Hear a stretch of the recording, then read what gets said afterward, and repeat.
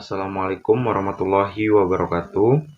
Perkenalkan, nama saya Sandeza Ardianto, NPM 2174201086, mahasiswa semester 1 Prodi Hukum kelas A, Fakultas Hukum dan Ilmu Sosial, Universitas Muhammadiyah Kota Bumi.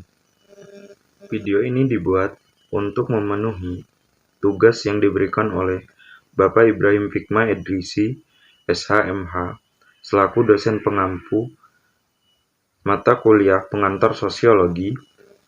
Di sini kami membahas mengenai potret sosial di masyarakat, di mana potret sosial yang kami angkat ialah mengenai penyalahgunaan narkotika jenis tembakau sinte atau tembakau sintetis.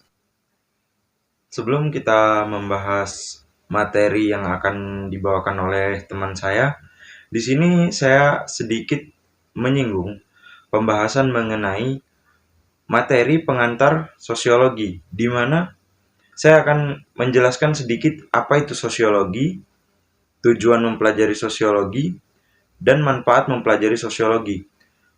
Menurut saya, sosiologi adalah ilmu yang membahas berbagai aspek di lapisan masyarakat, serta mempelajari pengaruhnya terhadap kehidupan manusia.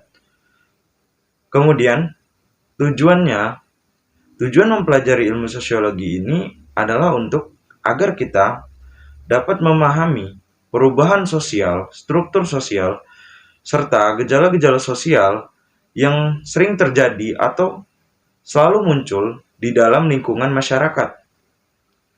Kemudian ada pula manfaat mempelajari sosiologi. Manfaatnya diantaranya itu ada dapat mengerti atau memahami sifat sosial manusia lain, kemudian dapat meningkatkan tindakan atau interaksi sosial kita dengan makhluk sosial lainnya. Nah, seperti itulah kurang lebih pemahaman mengenai sosiologi. Selanjutnya yaitu ke pokok pembahasan atau pokok materi mengenai potret sosial penyalahgunaan narkotika jenis tembakau sinte yang akan dijelaskan oleh teman saya. Bismillahirrahmanirrahim. Assalamualaikum warahmatullahi wabarakatuh. Perkenalkan, nama saya Fadil Oktoputra. Di sini saya akan sedikit mencoba menjelaskan tentang tembakau sintetis atau disebut juga dengan sinte. Sinte adalah campuran bahan kimia industri yang disemprotkan pada tembakau ataupun dedaunan yang sudah kering. Sinte ini memiliki banyak sekali nama samaran seperti Ganesha, Hanoman, Thunderbird, Cap Badak. Yang paling populer atau yang paling dikenal adalah Gorilla. Sinte termasuk ke dalam kelompok obat yang disebut zat psikoaktif baru yang tergolong ke dalam kategori narkotika golongan 1. Zat psikoaktif baru adalah jenis narkoba psikoaktif yang tidak diatur dan telah tersedia di pasaran, bertujuan untuk menyalin efek-efek obat-obatan terlarang. Sekian dari saya, terima kasih. Wassalamualaikum warahmatullahi wabarakatuh. Assalamualaikum warahmatullahi wabarakatuh. Perkenalkan, nama saya Imran Maulana. Saya di sini ingin menjelaskan sedikit tentang objek, subjek atau potret sosial. Dalam potret sosial ini kami amati dari masyarakat di sekitar kami dengan kebanyakan yang biasanya memakai atau yang ketergantungan pada narkotika jenis ini kebanyakan di kalangan remaja. Sekian, terima kasih. Saya akhiri. Assalamualaikum warahmatullahi wabarakatuh. Assalamualaikum warahmatullahi wabarakatuh. Perkenalkan, nama saya Salina Fitarianti. Di sini saya akan melanjutkan materi yang telah dijelaskan oleh teman saya sebelumnya. Baik, saya akan memberikan beberapa contoh faktor penyebab seseorang menggunakan narkotika.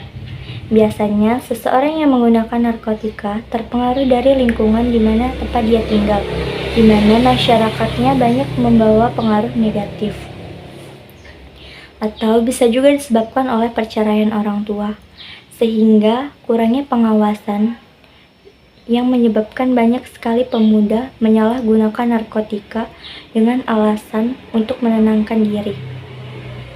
Selain faktor keluarga dan lingkungan. Faktor pertemanan juga sangat berpengaruh bagi kehidupan sehari-hari, di mana saat ini banyak sekali pertemanan yang membawa dampak negatif, sehingga membuat diri kita terjerumus ke dalam hal-hal yang merugikan diri sendiri. Bismillahirrahmanirrahim. Assalamualaikum warahmatullahi wabarakatuh. Perkenalkan, nama saya Kholila Sawitri. Saya akan melanjutkan pembahasan mengenai bagaimana penyelesaian masalah tersebut. Seseorang yang sudah ketergantungan dengan narkotika dapat melakukan beberapa hal positif, yakni yang pertama, menjauhi ruang lingkup pergaulan yang dapat menyebabkan terjerumusnya kembali. Yang kedua, ada baiknya untuk bertemanlah dengan orang-orang yang membawa pengaruh positif. Yang ketiga, menahan diri agar tidak kembali mengkonsumsi barang tersebut. Dan yang terakhir, melakukan rehabilitasi sosial, rehabilitasi medis, ataupun dengan mengikuti kegiatan kerohanian. Pembahasan yang telah disampaikan oleh beberapa teman saya tadi dapat disimpulkan bahwa narkotika jenis sinte masih sangatlah sering ditemukan di masyarakat atau di lingkungan sekitar kita, di mana tembakau jenis sinte ini masih sangat mudah untuk diperoleh. Di sini kita lihat masih banyak remaja ataupun orang dewasa yang menyalahgunakan narkotika jenis ini. Menurut saya, hal ini juga didorong oleh beberapa faktor seperti yang sudah disampaikan tadi.